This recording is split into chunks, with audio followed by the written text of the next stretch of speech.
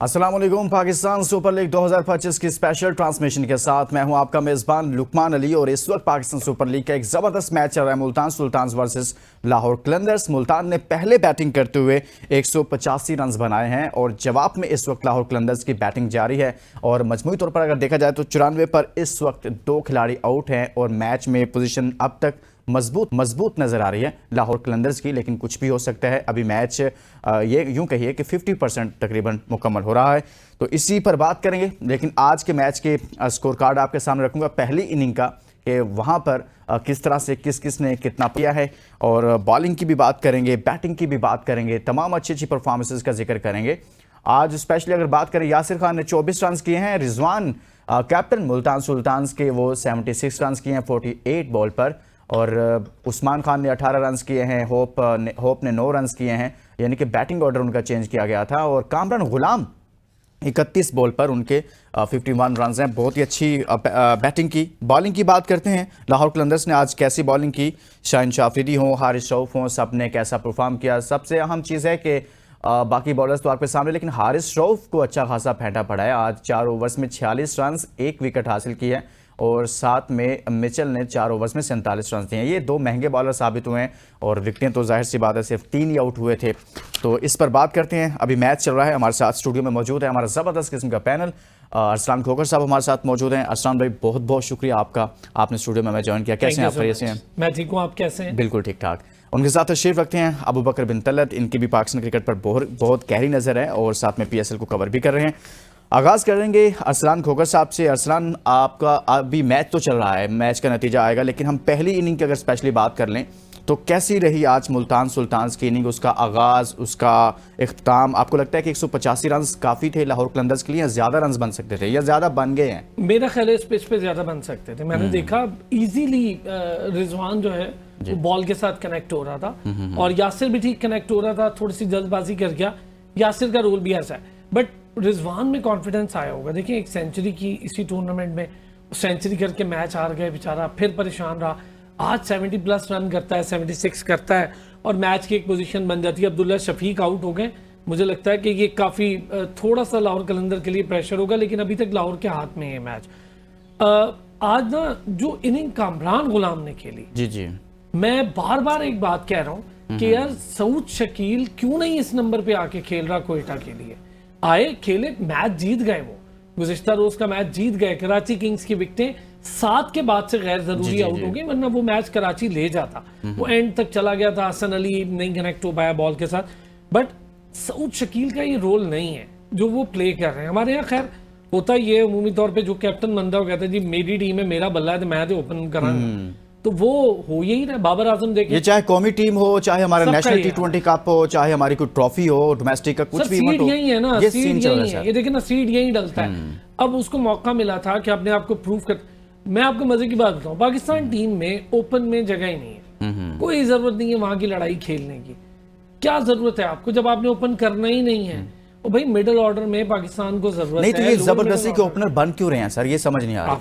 बड़ा आसान है यार लुकमान, इन सारों के जहन में ये चीज है, ये PSL है, मुझे T20 रेगुलर नहीं खिलाते, मैं ओपन आऊंगा। सिर्फ इनके ख्याल में ओपन पे ही मार्जिन है। मैं 3 इनिंग लगा दूंगा ना 50 की, चलो भाई मेरा पक्का है अगली पाकिस्तान, चाहे बाबर आजम हो, रिजवान हो, सऊद शकील हो, कोई भी हो। आसान है ना, स्कोर करना आसान। आपके पास टाइम होता है। अब रिजवान चौथे पे नहीं खेल सकता, खेलता है लेकिन खेल नहीं सकता। पूरी उसकी आप क्रिकेट उठा के चौथे नंबर पर है, पांचवें नंबर पर जब वो विकेट उसकी स्पेशलिटी है। सऊद शकील की पूरी क्रिकेट है। बाबर आजम की लाइव क्रिकेट नंबर 3 है और 4 तो बहुत आइडियल है उसके लिए।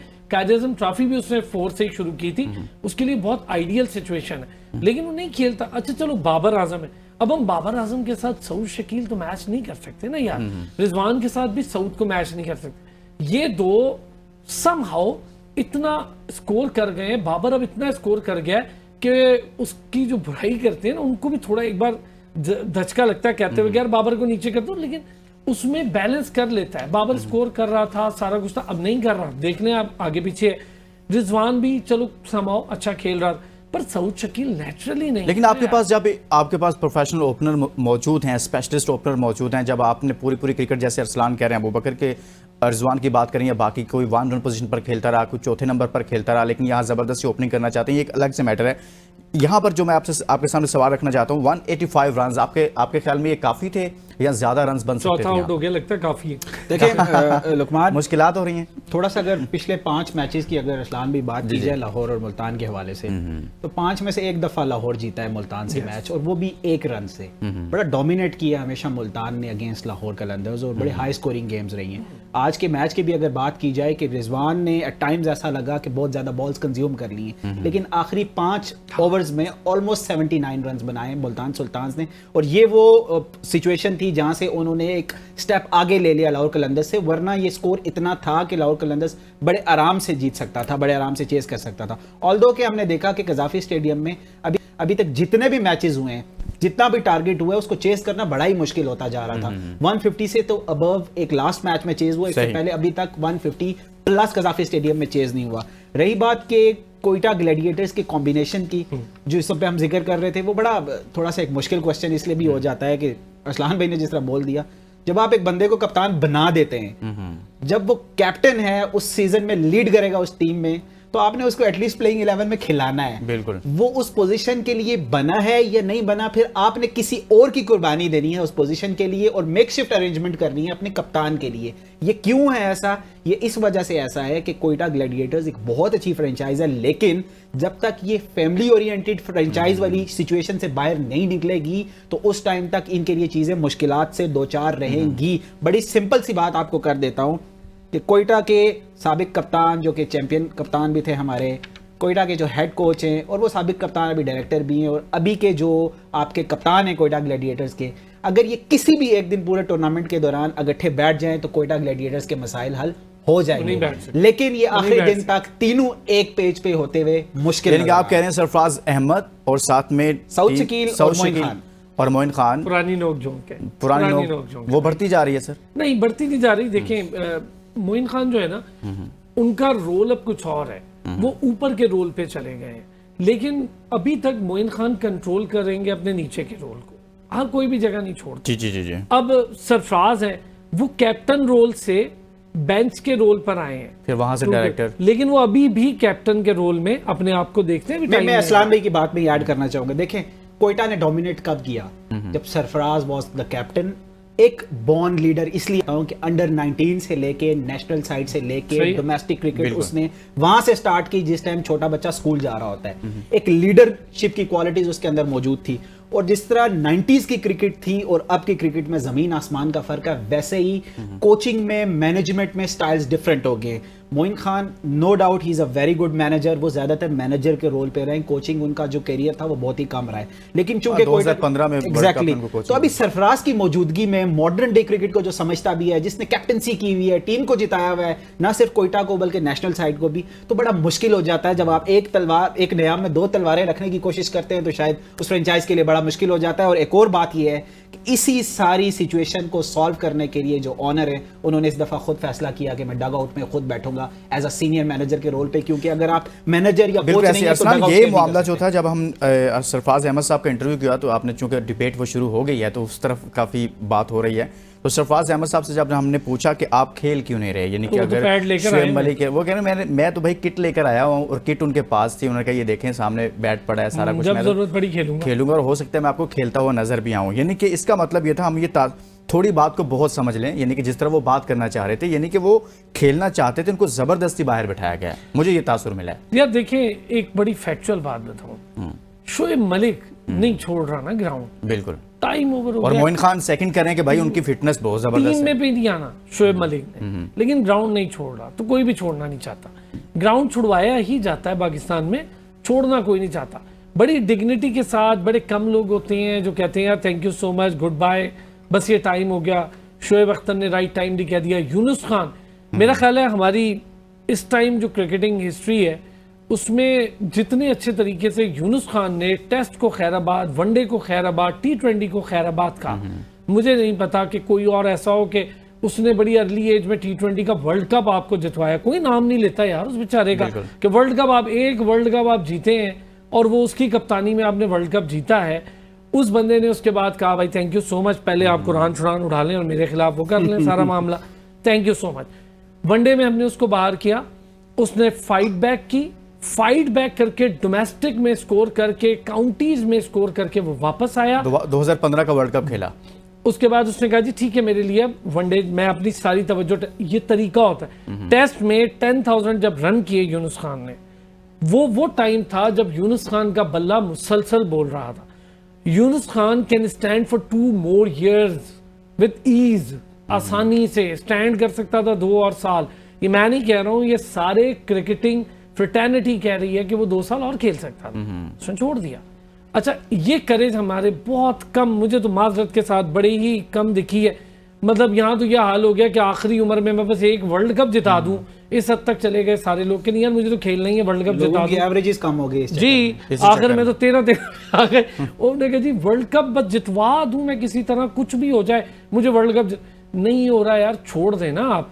अब देखें ये आपको ना खुद फैसले लेने होते हैं, राइट टाइम, आपने अपनी इज्जत बढ़ानी होती। सरफराज मेरी नज़र में बहुत शानदार इंसान, भी बहुत अच्छे हैं, क्रिकेटर भी बहुत अच्छे, जेन्युइन माइंड, वो कैप्टन है। पर एक फैक्चुअल बात है कि उनकी बैटिंग डिक्रीज हो रही थी, उनकी जो बैटिंग है ना उसकी क्वालिटी खत्म हो रही थी। और उसकी सबसे बड़ी रीजन ये थी कि वो कीपिंग स्टाइल की बैटिंग करते हैं और लेग साइड बहुत खेलते हैं। कीपिंग स्टाइल बैटिंग में लेग साइड शॉर्ट कीजिएगा इसको अरसलान, वैसे जगह बनती थी अभी खेल सकते? नहीं बनती थी। अब अगर मुझे ये बताएं कि यासिर खान ने अच्छा परफॉर्म किया है, 24 रन किए हैं। होप जो थोड़ा सा इन्होंने बैटिंग ऑर्डर भी चेंज किया हुआ है ना, होप को नीचे लेकर आए हुए हैं, ये ठीक फैसला साबित हो रहा है? देखिए लुकमान, अभी जो हम डिस्कस कर रहे हैं शायद बहुत ही सीनियर मैनेजमेंट वहाँ बैठी हुई है, वो बेहतर समझती है उनके फ्रेंचाइज के लिए। लेकिन अगर आप इतने मेन अरीना में आके 4 के 5 मैचेस में हर मैच में नया एक्सपेरिमेंट कर रहे होंगे, something is seriously wrong then. इसका मतलब है कि आपका वो कॉम्बिनेशन नहीं बन पा रहा, आपके प्लेयर्स का जो बैलेंस है जो टीम का, batting, allrounders and then bowlers, वो नहीं बन पा रहा। और ये कब बनता है कि जब आपका एक ब्रेन चाइल्ड हो, वो वहां बैठ के टीम का जो केमिस्ट्री है वो बना रहा हो कि हमारे पास बैट्समैन कौन से हैं, बॉलर्स कौन से हैं और हमारे पास ऑलराउंडर कौन से हैं, और हमने फर्स्ट चॉइस क्या होगी, सेकंड चॉइस हमारी क्या होगी। मुझे कोई सिर्फ इतना बता दे, इसका अगर आंसर मिल जाए। देखें, आपने शोएब मलिक को एडजस्ट किया, सॉर्ट ऑफ एक जबरदस्ती एडजस्ट करने वाली बात थी। मैं उसी टॉपिक की तरफ ही बात चली जाएगी। देखें, सरफराज और शोएब मलिक का कोई कंपैरिजन इस वजह से नहीं बनता। यस, आई बिलीव कि शोएब मलिक बहुत फिट है, लेकिन सरफराज कभी भी टीवी पे आकर बैठ के उन्होंने अपने करियर को इस पॉइंट पे नहीं लेकर के गए कि मैं एज ए एनालिस्ट टीवी पे बैठना शुरू कर दूं या मैं कमेंट करना शुरू कर दूं, और फिर उसके बाद आकर खेलने भी और फिर सारी चीजें करें। सही कह रहे हैं। अब वक्त मुझे एक ब्रेक के लिए जाना है और ब्रेक लेंगे और ब्रेक के बाद वापस आएंगे। लाहौर कलंदर्स की इस वक्त बैटिंग जारी है, देखते हैं कि लाहौर में जीतता है, मुल्तान सुल्तान को शिकस्त दे पाता है या नहीं। एक ब्रेक के बाद मजीद बात करेंगे। Stay with us. Welcome back. Lahore Qalandars को जीत के लिए सिर्फ 32 बॉल पर 54 रन चाहिए और देखते हैं कि वो जीत पाते हैं नहीं। 4 खिलाड़ी उनके आउट हो चुके हैं। मिचेल और सिकंदर रजा इस वक्त क्रीज पर मौजूद हैं और काफ़ी हद तक इस वक्त अभी तक तो लाहौर कलंदर्स की पोजीशन मजबूत लग रही है, लेकिन आगे क्या होगा ये तो कुछ ही वक्त में सब पता चल जाएगा। अरसलान साहब, ब्रेक पर जाने से पहले हमने कुछ बात की है बैटिंग ऑर्डर पर, लेकिन यहाँ कामरान गुलाम ने अच्छा परफॉर्म किया है। ये क्या चल रहा है? जैसे हमने ये बात की कि हर कोई ओपनिंग करना चाहता है, फिर इसी तरह से हमारे कुछ कैप्टन्स हैं जो कि ओपनर तो नहीं है लेकिन वो बॉलिंग भी करते हैं, जैसे शाहीन शाह अफरीदी हैं, वो बॉलिंग करते हैं लेकिन वो बहुत ऊपर वाले नंबर पर आकर खेलते हैं। लास्ट मैच में शायद मैंने देखा कि कामरान गुलाम उनके बाद बैटिंग करने आए, वो पहले बैटिंग करने आए। इसी तरह से शादाब खान को देखा जाए, वो भी बहुत सारे बैट्समैन नीचे बैटिंग करते हैं, वो पहले बैटिंग करने आ जाते हैं। सर, जैसे ओपनिंग में मसला चल रहा है वहां पर यहाँ पर भी ये मसाइल चल रहे हैं। ऑलराउंडर्स के ओपनर्स हैं जहां से ऑलराउंडर का ओपनर शुरू होता है, कहते चलो वहां नहीं जा सकते, यहाँ से चले जाए। शादाब, यार देखिए, मैं बहुत ज्यादा शादाब का नाक़िद रहा हूँ बहुत सारी चीज़ों में, बट शादाब बैट्समैन है, वो जस्टिफाई करता है। उसको मैं नहीं कह सकता कि यार आप 3-4 पे ना आए, वो मैच जितवा सकता है आपको बैटिंग से, वो जस्टिफाई कर। शाहीन अफरीदी नहीं, जब आपके पास मेरे कहने का मकसद है कि प्रॉपर बैट्समैन आपके पास हो। मैं असलान भाई के आर्गुमेंट में रीजन डाल देता हूँ, इनकी बात करना आसान हो जाएगी। देखें, हमने असलान भाई के शो में भी डिस्कस किया, ये आखिरी 2 से 2.5 साल के हमने खुद वहां बैठ के स्टैट्स निकाले, तो हमें सिर्फ 2 प्लेयर्स ऐसे नजर आए मिड फेज में पाकिस्तान की तरफ से जिनका स्ट्राइक रेट 140 प्लस था। वो थे शादाब और फखर, क्योंकि फखर को भी आपने डिमोट करके नीचे ले आए, मिडिल फेज में ले आए। और मजे की बात है उस टेन्योर में ये दोनों नहीं खेल रहे थे, पाकिस्तान टीम का हिस्सा नहीं थे। बिल्कुल ठीक। तो इन वाली बात है, देखें, अगर वो बॉलिंग में परफॉर्म नहीं कर रहा तो वो जस्टिफाई करता है अपने रोल को एज ए बैट्समैन और एज ए कैप्टन भी, अगर उसकी टीम ट्रॉट में जीत रही है। इसका मतलब है एक चीज, ही इज अ बैट्समैन। ये नहीं हो सकता कि हम उसे कहें वो बैट्समैन, वो प्रॉपर बैटिंग शॉट्स खेलता है ना। Shaheen is not a batsman. Shaheen बिल्कुल वैसा ही है जैसे नसीम शाह आपको कभी कभी अच्छा जितवा। अब शाहीन खुद को ऑलराउंडर करना चाहता है तो उसको बैटिंग पे काम करना होगा। इवन शाहीन की बॉलिंग बहुत मजा करवा रही है आज के मैच में। आप नहीं समझते कि बैटिंग से ज्यादा उनको बॉलिंग पर फोकस करना सर, चाहिए? तो ऑब्वियस ही बात है, हमें तो शादाब की भी बॉलिंग ही चाहिए थी ना। लेकिन चले शादाब ने खुद को ग्रूम कर लिया अगर ऑलराउंडर के तौर पे, तो वो बाहर अपनी बॉलिंग की वजह से हमें बैटिंग की नहीं। फील्ड बहुत अच्छी करता है पर हमें उसका रोल बतौर बॉलिंग ऑलराउंडर था, वो बैटिंग ऑलराउंडर बन रहा था। यहाँ पर बड़ा शिफ्ट है पैराडाइम का। अब यही चीज देखें शाहीन के साथ है।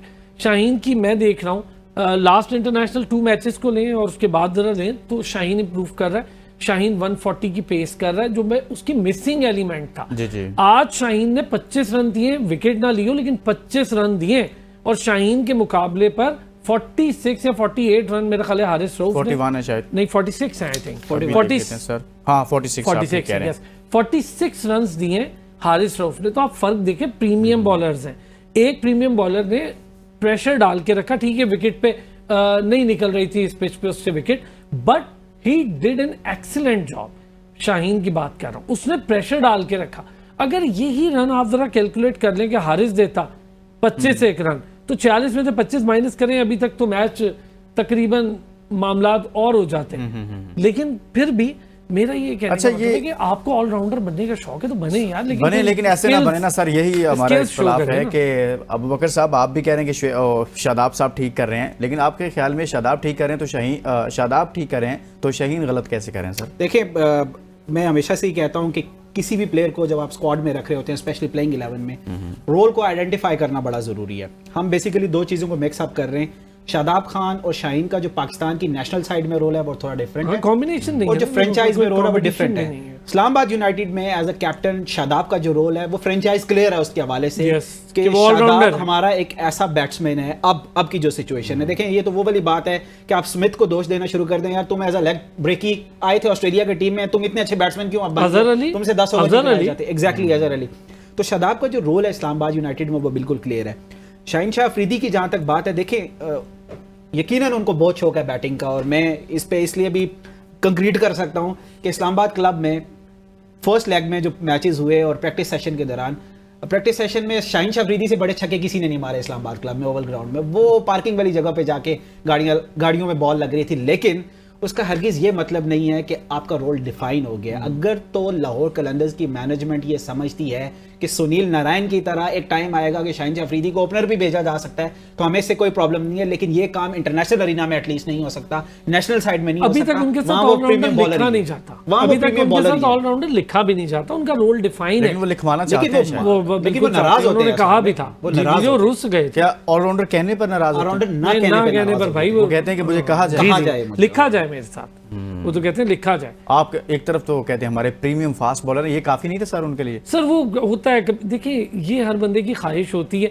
फिर दूसरा, जब आप टीम में सुपरस्टार्स ही 2-3 हो तो फिर वो कहते हैं जी चलो थोड़ा बहुत जो डालना है रंग डालो, लेकिन अभी तक शाहीन का शाहीन जहां पर 25 रन दे रहे थे अरसलान साहब, वहां पर हारिस रऊफ 4 ओवर्स में 46 रन दे रहे हैं।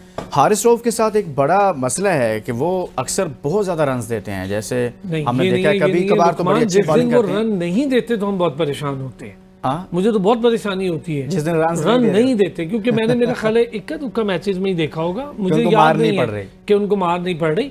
हारिस रन देता है। अच्छा, हारिस के रन देने की ना 2-3 रीजन भी है। देखिए, एक उसकी पेस, शेयर पेस है।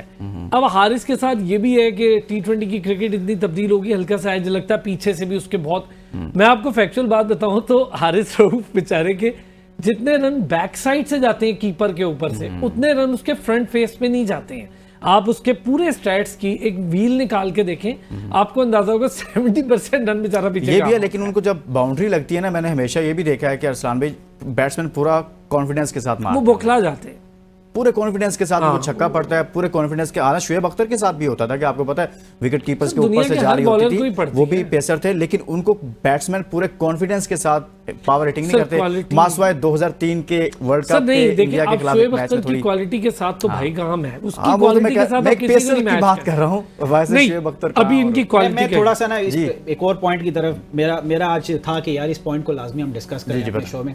देखिए, हम बहुत ज़्यादा डिस्कस करते हैं फास्ट बॉलर्स को स्पेशली, और शाहीन शाह अफरीदी की बात करें, हारिस रऊफ की बात करें। देखिए, लास्ट कुछ जो आईसीसी के इवेंट्स अगर उठा के देख लें तो जिन टीम्स को टाइटलशिप मिली या जो टीम फाइनल खेली, उनमें स्पिनर्स का बहुत बड़ा रोल था। अनफॉर्चुनेटली इस पूरे पीएसएल में हमें कोई कमांडिंग पोजीशन में स्पिनर नजर ही नहीं आ रहा, और स्पेशली पाकिस्तान की तरफ से बिल्कुल भी नजर नहीं आ रहा। ये पीएसएल तो खत्म हो जानी है, उसके बाद इंटरनेशनल नहीं सर, आपके पास स्पिनर्स हैं, लेकिन शायद आप मौका नहीं देना चाह रहे ना। यानी कि ये बात भी आपकी ठीक है। देखिए, बड़ी डिसेंट परफॉर्मेंस थी। आपके पास मेहरान मुमताज एक लड़का है और काफी लड़के हैं, आप उनको कम से कम पीएसएल का मतलब जब आप क्रेडिट लेती हैं हमारी सारी फ्रेंचाइजीज के, हम नए लड़कों को मुतारिफ करा रहे हैं, पूरा अपने तमगे अपने सजाते हैं और जब इंटरव्यू देते हैं तो लंबी लंबी बताते हैं कि भाई हमने इसको लेकर आए, इसको लेकर आए, तो यहाँ पर ये भी तो क्रेडिट लेना चाहिए ना कि यहाँ पर कदम उठाएं कि इन लड़कों को चांस दें, कम से कम 3-3, 4-4 मैचेस तो दे दें इनको। देखिए, सुफियान की जो आप बात कर रहे हैं और ये कर रहे हैं, ठीक है, सुफियान को मौका मिलना चाहिए, नहीं उस तरह से मिल रहा। मेहरान को मौका मिलना चाहिए, नहीं मिल रहा। लेकिन उसामा मीर को तो मिल रहा है ना यार, क्वालिटी शो ही नहीं कर रहा, बिल्कुल क्वालिटी बॉलिंग नहीं है। विद ड्यू ऑल रिगार्ड्स, मुझे तो वो कहीं से नहीं लगता कि वो पाकिस्तान स्टैंडर्ड के लिए तैयार हुआ है। इतना लंबा डोमेस्टिक खेली है, इतनी लंबी काउंटी सीजन लगाए हैं उसने, उनकी तो लेकिन उसका बैकअप भी हम तैयार नहीं होने दे रहे ना। तो यार उसका तो बैकअप क्या, पहले वो खुद तो आ जाए, उसका तो मुझे लगता है आना ही बड़ा मुश्किल है। उसका अपना आना मुश्किल है, लेकिन अबू बकर क्यों नहीं इनको मौका मिल रहा है इन लड़कों को? जैसे सुफियान मुकीम का हम नाम लेते हैं या मेहरान मुमताज का हम नाम लेते हैं कि भाई इन लड़कों को मौका देना चाहिए। और सुफियान ने तो ये साबित किया, जब जब उसे मौका मिला है उस लड़के ने बताया क्रिकेट में ऊंच नीच होती रहती है, एक दिन आप आसमान पे होते हैं, दूसरे दिन आप जमीन पे भी होते हैं, लेकिन उसने जब मौका मिला उसने परफॉर्म करके दिखाया। तो उस लड़के के साथ आप नहीं समझते कि यार ये तो ज्यादती हो रही है उसके साथ? देखिए, हम जो पहले भी बात कर रहे थे, ये जो डिसीजन मेकर्स हैं जिनके हाथ में ये पावर है, जिन्होंने सिलेक्शन भी करनी है, उस सिलेक्शन को जस्टिफाई भी करना है और फिर प्लेयर्स को खिलाना भी है।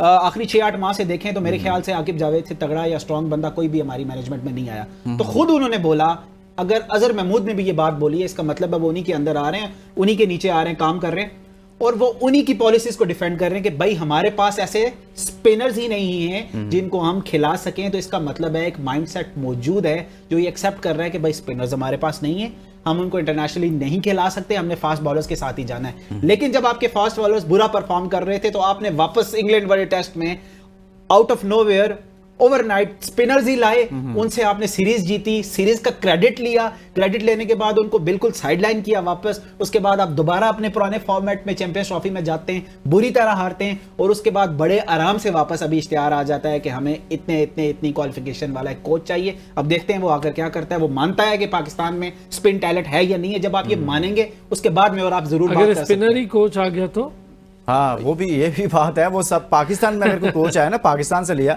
तो वो स्पिनर सब टॉप पर है। मुश्किल है इस टाइम टीम बड़ी कामयाब जा रही है, तो आप उसी के कोच भी माइक हैसन के साथ मामलात हैं। लेकिन मैं आपको बताऊं, इधर उधर से बहुत हाथ पांव चल रहे हैं, ये हरफे आखिर नहीं है। माइक हैसन के लिए प्रॉब्लम पता क्या होगी? पहले 2 हमारे पास चैप्टर्स हैं, एक गैरी क्रिस्टन, एक जस्टिन गिलिस्पी। अच्छा, फॉरेन कोचेस के साथ ना, मैं अब की बात नहीं करूंगा, फॉरेन कोचेस के साथ हमारी रिवायत रही है। बॉब वुल्मर बड़े कामयाब रहे, फादरली फिगर रहे, सारा कुछ हुआ, लेकिन हमने फिर भी उनके साथ एक रिवायत रखी, लड़ाइयाँ बहुत होती थी, तब भी होती थी, अब भी आपने देखा जब और बहुत से लास्टन आया, पता नहीं अच्छा, मिकी का क्रिटिसिज्म भी बड़ा होता है लेकिन बड़ा अरसा टिक गया वो मिकी टिका। अच्छा, मिकी ने कमाल क्या किया, उसको पहली बार में समझ आ गई भी 3-4 साल के बाद हजम नहीं होगा मैं। उसने कहा भाई मैं तो ऑनलाइन कोचिंग पे आ जाता हूँ, आप मुझसे क्लासेस ले लें। वो समझदार आदमी था, फिर उसको जाने का भी दुख नहीं हुआ। हमारे यहाँ इस वक्त अगर कोई, मैं समझता हूँ वैसे फैक्चुअली, जो बेहतर अभी कुछ सीवी कोचिंग पे पूरा उतरता है, माइक हैसन बहुत अच्छा हो सका है। दूसरा, वो जब न्यूजीलैंड में था तो न्यूजीलैंड में एक से एक बड़ा टैलेंट आया, इवन रचिन रविंद्रा तक, ये उसके आई में था लड़का। और मुझे जो हालात लग रहे हैं ना, उस बेचारे को पाकिस्तान में लाके इस्लामाबाद की कोचिंग से भी वो परे यही होगा, फिर आखिर में तो यही होगा। पहले वहां से जाएगा, ब्रेक ले लेते हैं और ब्रेक के बाद वापस आते हैं। इस वक्त लाहौर कलंदर्स की बैटिंग जारी है, 158 रन पर 4 खिलाड़ी उसके आउट हैं, मैच जीतने के काफी करीब है। एक ब्रेक के बाद वापस आएंगे तो मजीद इस पर बात करेंगे। Stay with us. Welcome back. Lahore Qalandars को जीत के लिए इस वक्त सिर्फ 8 बॉल पर 4 रन चाहिए और बहुत ही ज़बरदस्त तरीके से आज लाहौर कलंदर्स ने मैच खेला। और स्पेशली अगर बैटिंग की बात करें तो बहुत ही ज़बरदस्त तरीके से बैटिंग की। हमारा पैनल हमारे साथ मौजूद है। अब वकर आपसे अब आगाज़ करूँगा, अभी जो मैच आपके सामने हुआ, बॉल टू बॉल मैच भी आपने देखा, कैसे लगा आपको कि जब मैच हो रहा था, हमने पहले ये टारगेट को भी डिस्कस किया कि अच्छा है, आसान टारगेट था, मुश्किल टारगेट था, आपको लगा है कि ऐसी क्वालिटी की बॉलिंग की है अच्छी बॉलिंग हुई दूसरी साइड से मुल्तान सुल्तान से, या बैटिंग ही बहुत ही अच्छी हो गई है आज के भाई मैच उन्होंने आसानी से जीत लिया, आसानी से मुझे लग रहा है ये तो। देखिए जब इनिशियली जब मुल्तान ने ये टारगेट सेट किया तो ऐसा लग रहा था लाहौर के लिए इतना आसान नहीं होएगा कि वो ये बड़े आराम से टारगेट अचीव कर लें। जी जी। लेकिन अगेन जिसका जो काम था उसने किया तो तब जाके लाहौर को विनिंग कॉम्बिनेशन मिला। अगर बॉलर थे बेशक शाहीन थे, उन्होंने आज अपनी बॉलिंग पे फोकस किया, बड़ी अच्छी। लेकिन मिचेल आउट हो गए, 2 रन से रहते हैं अभी। देखिए और काम कर गए हैं वो अपना मैच वो जितवा गए हैं, काम कर बिल्कुल गए आराम से मैच जितवा गए। सिकंदर रजा का बहुत ही अच्छा रोल रहा इस पूरे रन चेज में। और ये एक और चीज भी जस्टिफाई करती है कि कोई लॉजिक नहीं बनती सिकंदर रजा को नीचे करके शाहीन शाह अफरीदी के ऊपर आना एक एंटरटेनिंग इनिंग्स के अलावा कामरान गुलाम एक छक्के या 2 छक्के के अलावा नहीं बनती शायद।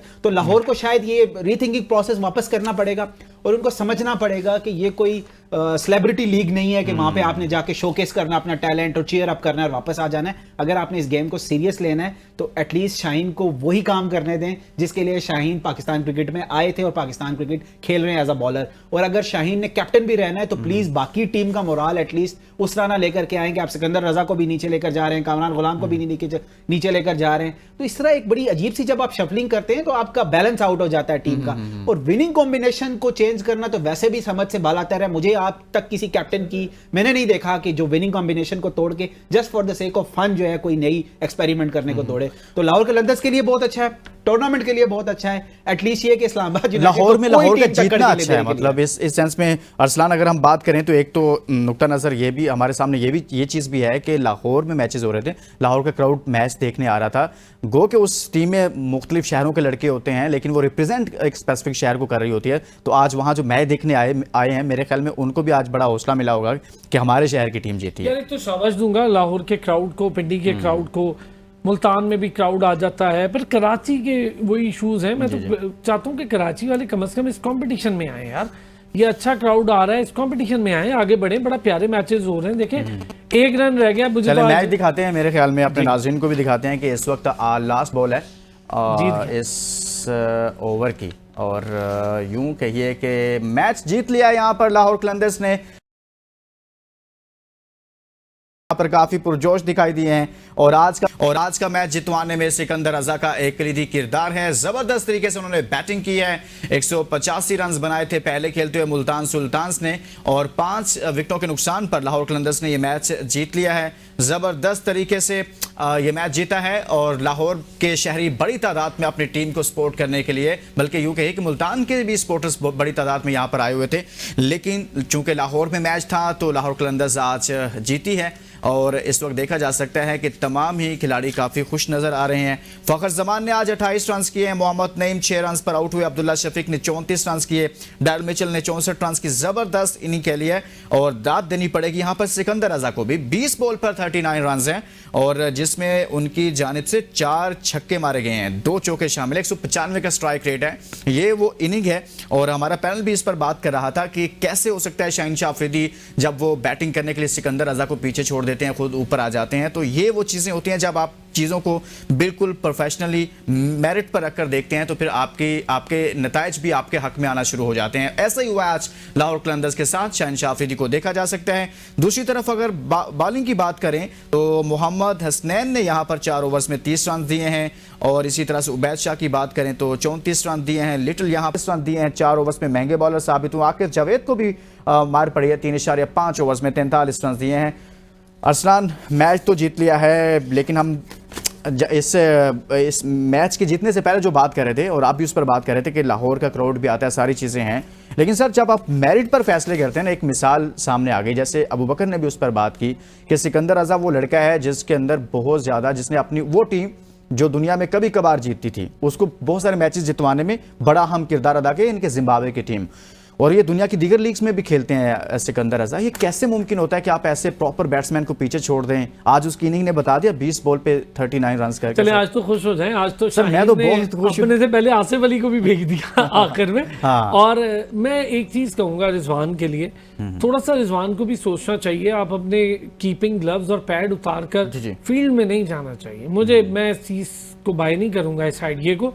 आप प्रॉपर कीपर हैं यार, और एक बंदा जिस रोल में होता है ना उसकी कैप्टनसी उसी रोल में कारआमद होती है। अब आप कीपर हैं, आपको पीछे से सब दिख रहा होता है, बॉलर को कंट्रोल कर रहे होते हैं, पूरी फील्ड कंट्रोल कर रहे होते हैं। ये तो बड़ी अजीब बात है, मैंने कभी MS धोनी को नहीं देखा कि यार वो अपने ग्लव्स और पैड उतार के फील्ड में जाके शुरू कर दे। चलो वन ऑफ कभी शौक पूरा करने के लिए होता है, लेकिन आप कभी जीते हुए हो तब होता है। अच्छा, एक प्लेयर पर मैं बात करना चाहता हूँ, वो है मोहम्मद नईम, लाहौर की तरफ जी, से ओपनर जो सर मुसलसल खेल रहे हैं। एक मैच में शायद उनको ड्रॉप किया, मेरे ख्याल में एक ही मैच में ड्रॉप किया, बाकी सारे मैचेस अभी तक लाहौर कलंदर्स ने उनको दिए हैं। यार वो किसी एक मैच में भी उन्होंने परफॉर्म नहीं किया। उनके पास एक और लड़का भी बैठा हुआ है अखलाक, उसको भी चांस दिया जा सकता है अगर आप। अखलाक को चांस मिल जाएगा, अखलाक को चांस मिल जाएगा। मोहम्मद नईम के हवाले से मैं आपको बताऊं, इनकी अच्छी चीज़ है, ये मैं इनको क्रेडिट देता हूं।